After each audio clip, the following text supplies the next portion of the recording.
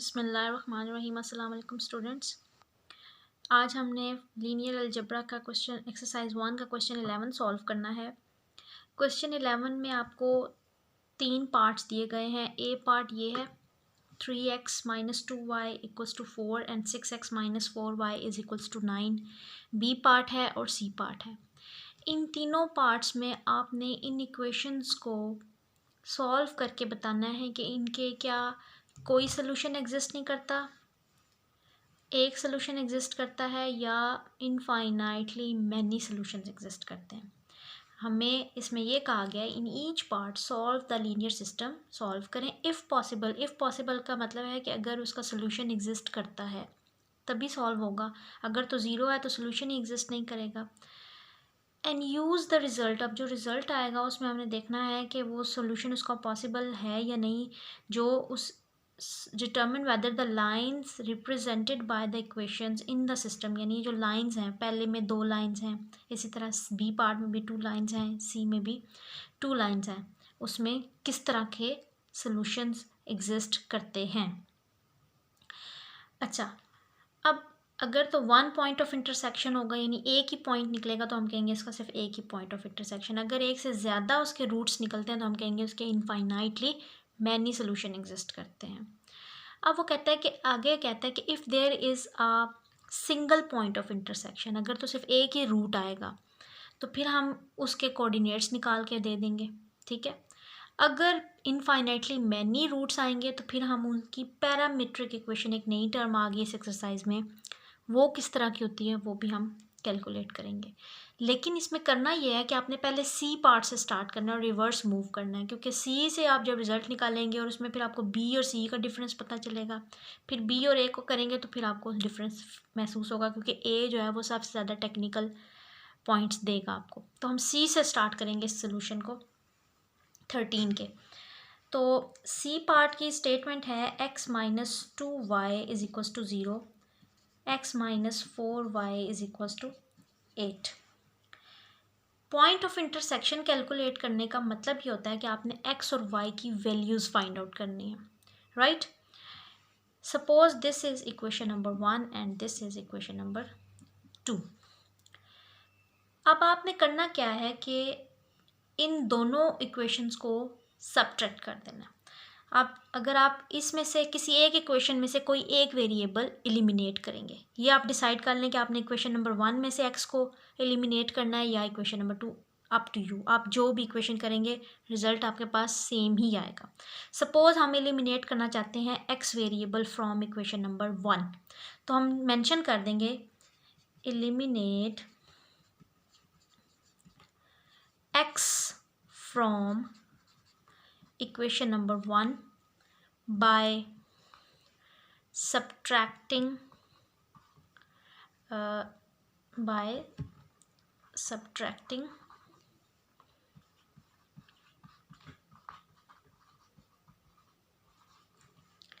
it, यानी equation number 1 की बात हो रही है, फ्रॉम 2।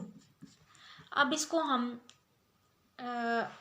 2 में से सब्ट्रैक्ट करेंगे। इसको थोड़ा सा आप चेंज कर लें, बाय सब्ट्रैक्टिंग 2 फ्रॉम 1 लिख लें, 2 फ्रॉम 1 में से हमने 2 को माइनस करना है, उससे रिजल्टेंट क्या निकलेगा कि 1 इक्वेशन में से x एलिमिनेट हो जाएगा। कैसे करके देखते हैं। हमने 1 में से 2 को माइनस करना है, यानी ये इक्वेशन नंबर 1 की लेफ़्ट साइड है, इसमें से लेफ़्ट साइड माइनस करेंगे। मैं लेफ़्ट साइड लिख रही हूँ इक्वेशन नंबर 1 की, माइनस x माइनस 4y और 0 राइट साइड पे है, माइनस 8। ये हमने इक्वेशन नंबर 1 को सॉल्व किया। इसमें से क्या होगा, x जब नेगेटिव साइन से x कैंसिल हो जाएगा, minus 2y minus minus plus 4y is equals to minus 8 आ जाएगा, और y की वैल्यू क्या आ जाएगी, 2y equals to minus 8 and y is equals to minus 4। ये आ गया y की वैल्यू।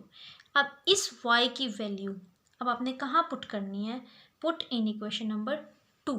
अब आपने इसमें 2 में पुट करके आप x की वैल्यू ले लेंगे। अब यहाँ पे साइड पे मैं मेंशन कर देती हूँ, पुट आपने नीचे इसको सॉल्व करना है।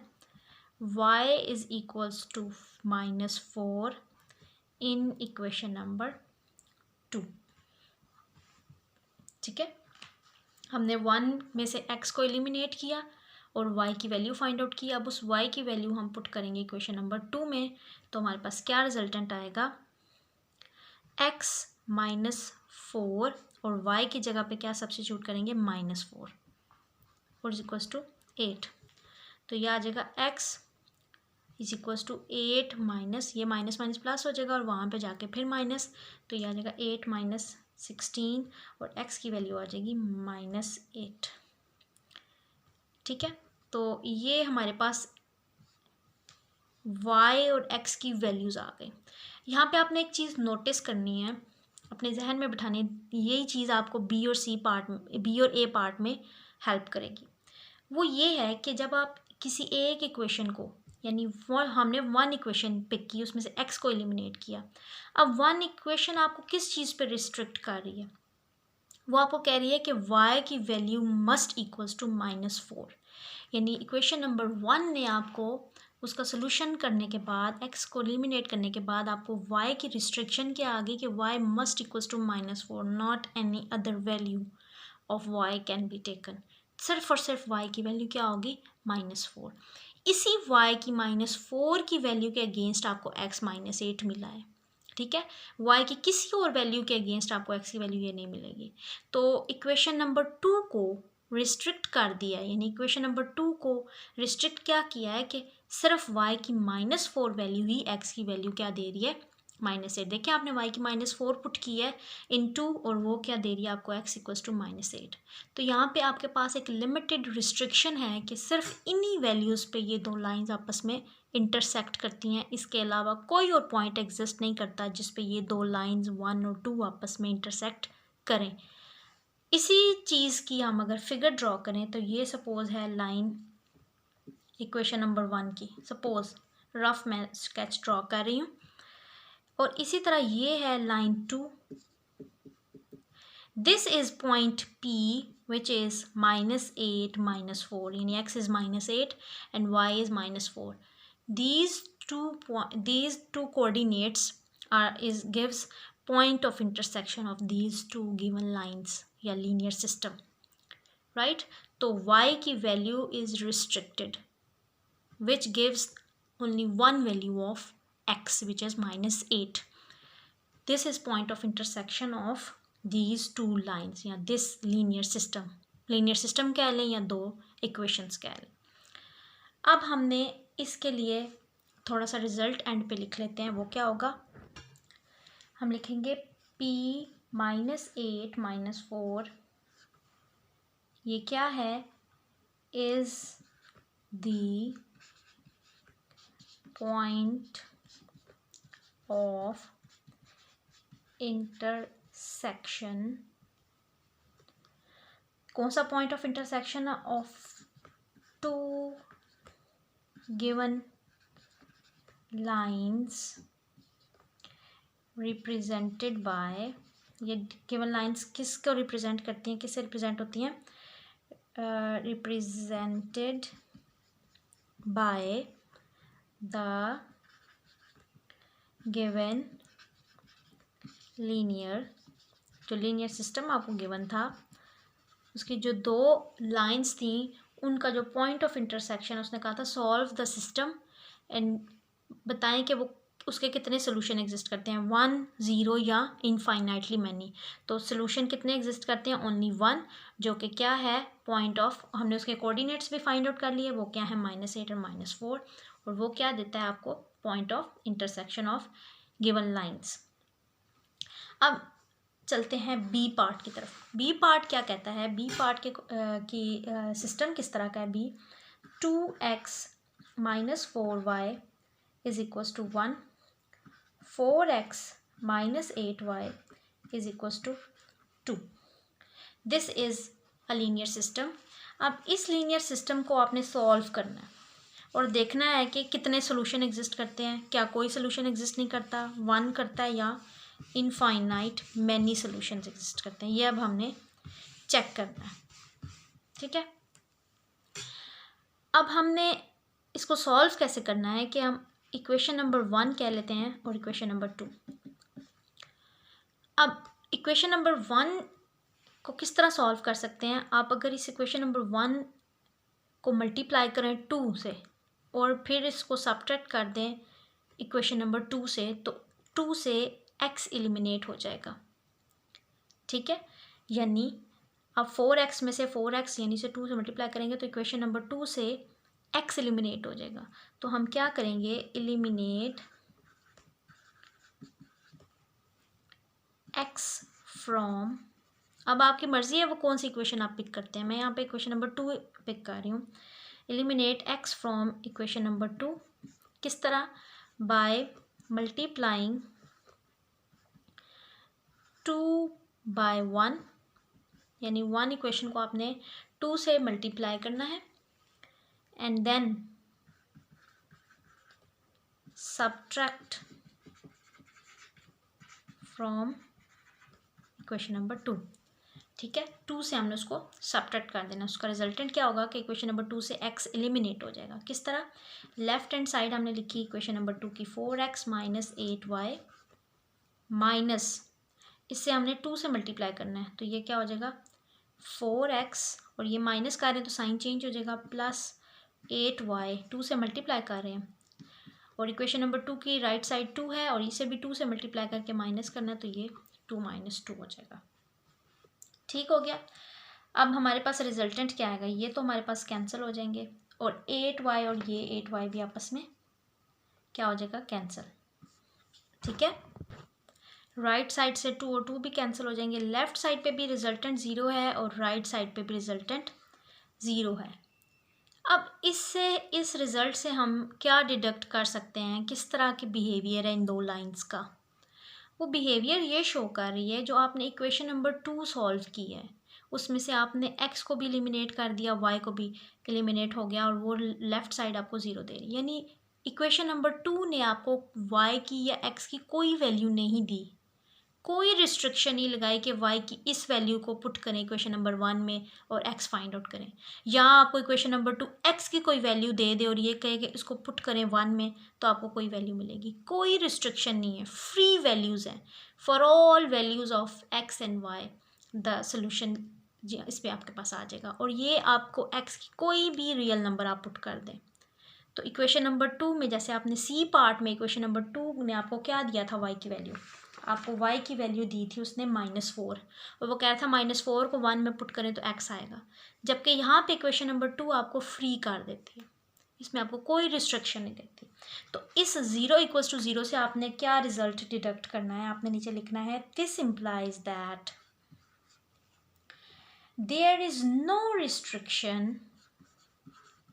सी पार्ट कराने का मकसद ये था कि उसमें आपको मैंने रिस्ट्रिक्शन का बता दिया, व्हाट इज़ रिस्ट्रिक्शन, यानी y की एक वैल्यू दी, y की वैल्यू को आपने 1 में पुट किया तो आपने x फाइंड आउट कर लिया। इसमें आपने ना आपको कोई x की वैल्यू दे रहा है ना y की वैल्यू दे रहा है, उसने पूरी की पूरी वेरिएबल को ही ख़त्म कर दिया है। तो आप लिखेंगे this implies that there is no restriction for x and, ना उसने x की वैल्यू दी ना ही y की वैल्यू दी। दिस इम्प्लाइज दैट, अब इसका क्या मतलब है कि इक्वेशन नंबर 1 आपको कोई वैल्यू नहीं दे रहा, सॉरी इक्वेशन नंबर 2 जो है इसमें ही आपने वैल्यूज़ को सॉल्व किया ना इक्वेशन नंबर 2 में, तो इक्वेशन नंबर 2 आपको कोई रिस्ट्रिक्शन नहीं दे रहा। इसका मतलब है 1 इक्वेशन जो है यानी जो उससे दूसरी इक्वेशन है वो क्या होगी, this implies that 2x - 4y = 1 gives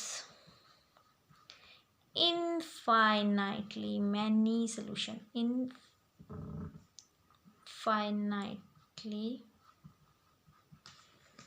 many solutions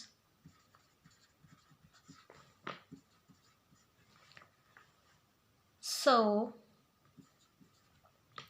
lines represented by given linear system, ये जो आपको सिस्टम गिवन है उससे जो लाइंस आपको दी गई हैं, bye given linear system have infinite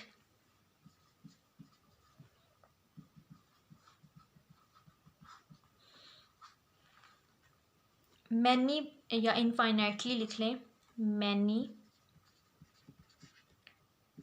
points of intersection,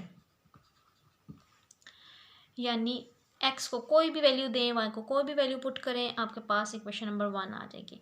तो इसमें कोई ऐसी रिस्ट्रिक्शन ही नहीं है कि सिर्फ इस पॉइंट पे ही वो इंटरसेक्ट कर रहा है, सिर्फ y की इस वैल्यू पे इंटरसेक्ट कर रहा है, यानी यही वैल्यू 1 है और यही वैल्यू 2 है। ये दोनों लाइंस आपस में क्या कर रही हैं, इनफाइनाइट हर पॉइंट पे आपस में क्या कर रही हैं, वो इंटरसेक्ट कर रही हैं, क्योंकि उसने वेरीफाई कर दिया left equals to right, zero equals to zero, कोई उसने रिस्ट्रिक्शन नहीं लगाई। आई होप ये आपको कॉन्सेप्ट क्लियर हो गया होगा। इवन देन अगर कोई इशू है तो आप पूछ सकते हैं कि ये इनफाइनाइट मैनी टाइम्स कैसे इंटरसेक्ट कर रही हैं। तो ये आपने लिख लिया। अच्छा, अब उसके बाद हमने इसकी क्या करनी है, एक जब infinitely many point of intersections आ रहे हैं तो फिर हमने पॉइंट ऑफ इंटरसेक्शंस भी तो बताने हैं कि वो पॉइंट ऑफ इंटरसेक्शन हैं किस तरह के, क्योंकि वो तो हर पॉइंट पे इंटरसेक्ट कर रही हैं। तो फिर हमें जब वो इंटरसेक्ट कर रही हैं तो फिर उसके पॉइंट ऑफ इंटरसेक्शन भी तो बताने पड़ेंगे। तो उसके बाद आप यहाँ पे वीडियो को पॉज करें, यहाँ तक क्वेश्चन को कंप्लीट करें, ताकि मैं आपको नेक्स्ट इसका स्टेप बताऊँ कि अब आपने इसके पॉइंट ऑफ इंटरसेक्शंस कैसे बताने हैं। यहाँ तक आप नोट कर लें। फिर आप लिखेंगे, अब हमने नेक्स्ट करना है उनके पॉइंट ऑफ इंटरसेक्शंस बताने हैं। नेक्स्ट आप लिखेंगे वी रिप्रेजेंट सोल्यूशन। अब हमने सोल्यूशन भी तो लीनियर सिस्टम का उसने क्वेश्चन में कहा है, सोल्यूशन भी फाइंड आउट करें इफ़ पॉसिबल। तो सोल्यूशन तो है of linear system through parameter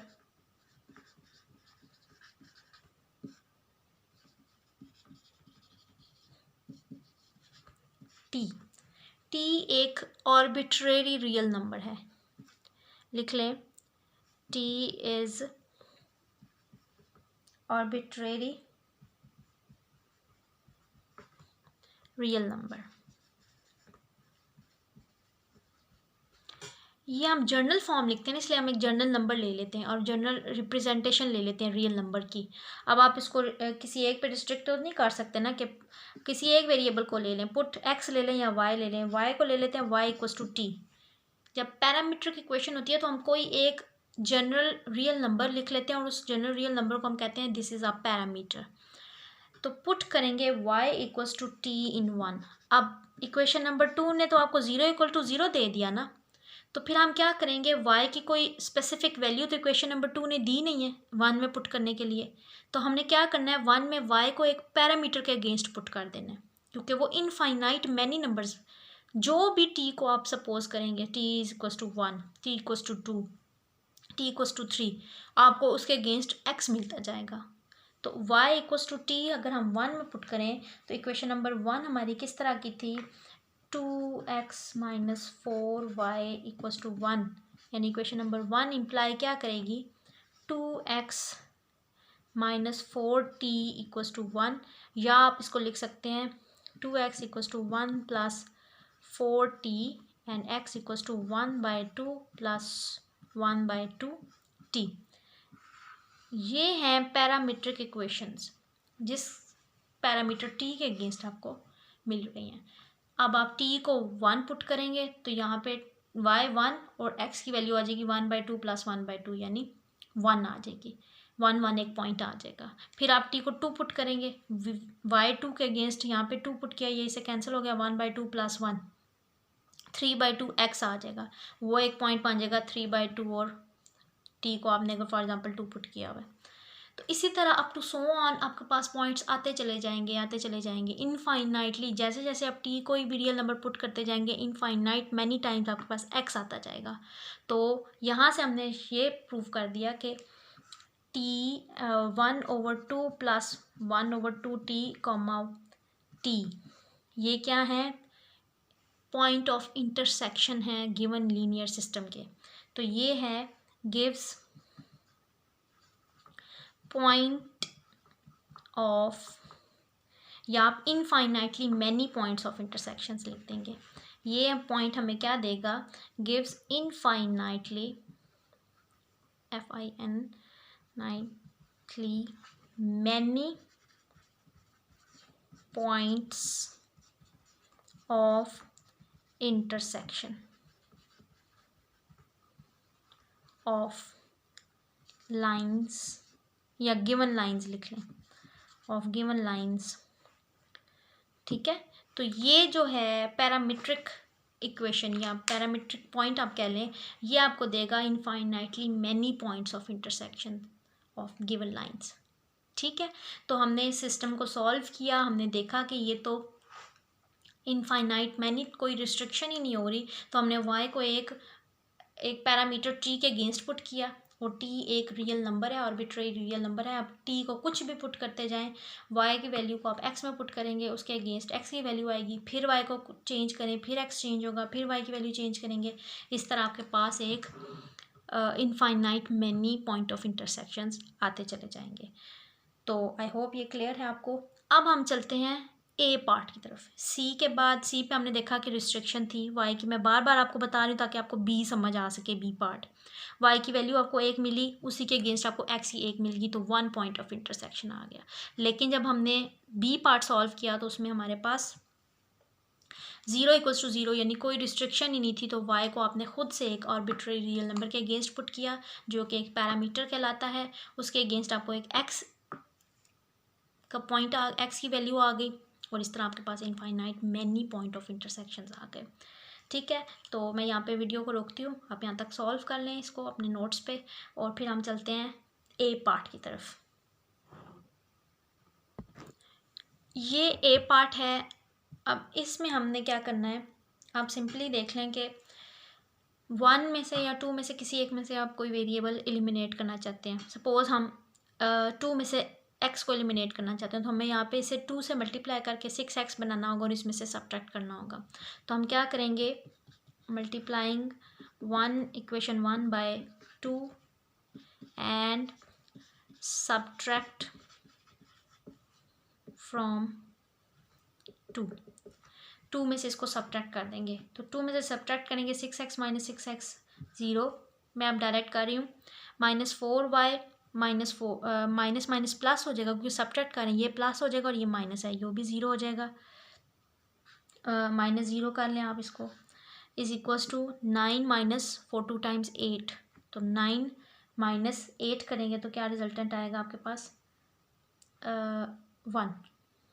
ठीक है, तो 0 = 1 आ गया। यहाँ पे आप देखें तो मैं इसकी कैलकुलेशन ज़रा चेक कर लूँ। 0 = 1, is it possible, which is contradiction. 0 can never be equals to 1, which is a contradiction। यानी कंट्राडिक्शन आपको बताती है कि कोई सोल्यूशन एग्जिस्ट ही नहीं करता, ना तो आपको इस सोल्यूशन ने कोई वैल्यू दी है, ना ही कोई ओपन एंड दिया हुआ है कि कोई आप पैरामीटर दे दें, ये बल्कि यहाँ पे वो क्या दे रहा है, इन दोनों को जब आपने इंटरसेक्ट करने की कोशिश की तो वो आपको एक कंट्राडिक्शन दे रहा है। इसका मतलब है ये दोनों आपस में इंटरसेक्ट नहीं करती, इनका पॉइंट ऑफ इंटरसेक्शन एग्जिस्ट नहीं करता। जब पॉइंट ऑफ इंटरसेक्शन एग्जिस्ट नहीं करेगा, इट मीन्स ये दोनों लाइंस ही आपस में इंटरसेक्ट नहीं करेंगी। तो आप इसमें लिख लेंगे which is contradiction. So the given system has no solution,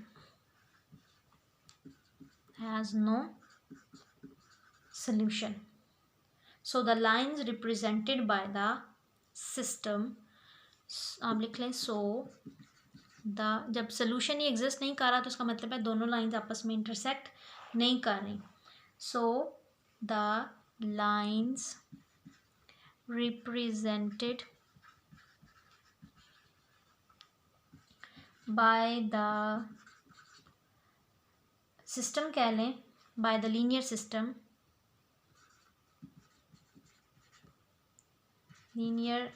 system have no